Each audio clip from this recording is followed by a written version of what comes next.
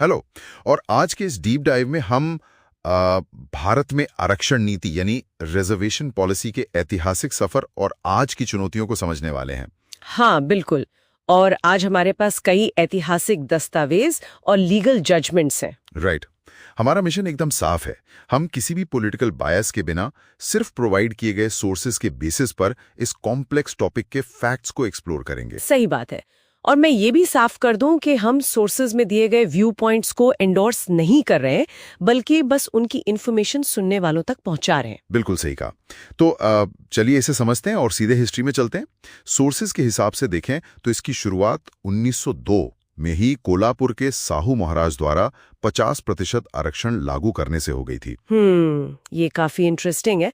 लेकिन यहाँ सबसे रोचक बात यह है कि जो सबसे बड़ा हिस्टोरिकल टर्निंग पॉइंट था वो 1932 का पूना पैक्ट था। हाँ, जहां डॉक्टर अंबेडकर और महात्मा गांधी के बीच एग्रीमेंट हुआ था, राइट? एग्जैक्टली। डॉक्टर अंबेडकर असल में सेपरेट इलेक्टोरेट चाहते थे, लेकिन इस पैक्ट के बाद दलितों के लिए प्रांतीय विधानमंडलों में सीटें 71 से बढ़ाकर 148 कर दी गईं। और सोर्स बताता है कि इसका कोर पर्पस सिर्फ जॉब्स देना नहीं था, हाँ, बल्कि सदियों के एक्सप्लॉयटेशन का एक हिस्टोरिकल कंपेंसेशन देना था। बिल्कुल। और गवर्नेंस में उनका रिप्रेजेंटेशन पक्का करना था। और यही विजन फिर हमारे संविधान के आर्टिकल 15 और 16 में दिखा। राइट। 15 एजुकेशन के लिए और 16 एम्प्लॉयमेंट के लिए। जी। और इसमें अलग अलग कोटा सेट किए गए, जैसे एससी के लिए 15% और एसटी के लिए 7.5% और ओबीसी के लिए 27%। साथ ही हाल ही में 130वें अमेंडमेंट के थ्रू ईडब्ल्यूएस के लिए भी 10% कोटा आया है। हाँ, और अगर हम इसे बड़े परिदृश्य से जोड़ें तो 1992 का जो ऐतिहासिक इंदिरा साहनी फैसला था, उसने दो बहुत मेजर लिमिट्स तय की थी। आप वो 50% वाली लिमिट की बात कर रही हैं ना? हाँ, पहला था 50% की ऊपरी सीमा और दूसरा क्रीमी लेयर का कॉन्सेप्ट, जो कि अभी 8 लाख रुपए सालाना इनकम है, ताकि फायदा सिर्फ जरूरतमंदों को मिले। बिल्कुल।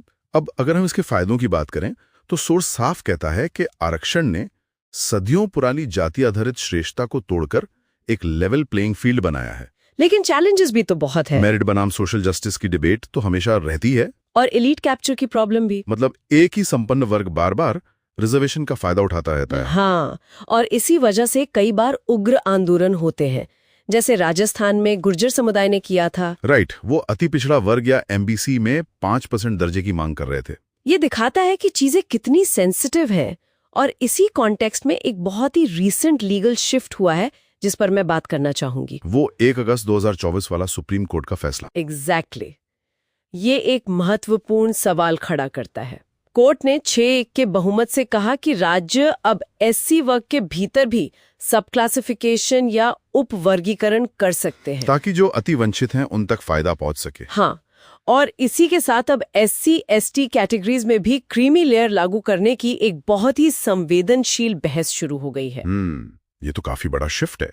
हाँ, और इन सब से ये बात साफ होती है कि मॉडर्न इकोनॉमी में सोशल मोबिलिटी और समानता को मापना और लागू करना कितना जरूरी है। बिल्कुल। लेकिन सोर्स में एक और बात बहुत क्लियरली मेंशन्ड है, जिसमें मैं सोच रहा था, सरकारी नौकरियां तो लगातार कम होती जा रही हैं। हाँ, ये एक बहुत ही प्रैक्टिकल और क्रिटिकल पॉइंट है। तो एक सोचने वाली बात यह है कि अगर सरकारी नौकरियां घट रही हैं तो क्या फ्यूचर में एक जाति मुक्त और न्यायपूर्ण व्यवस्था बनाने का पूरा भार पूरी तरह से प्राइवेट सेक्टर की वॉलंटरी इंक्लूजन पॉलिसीज पर आ जाएगा? ये वाकई एक प्रोवोकेटिव थॉट है।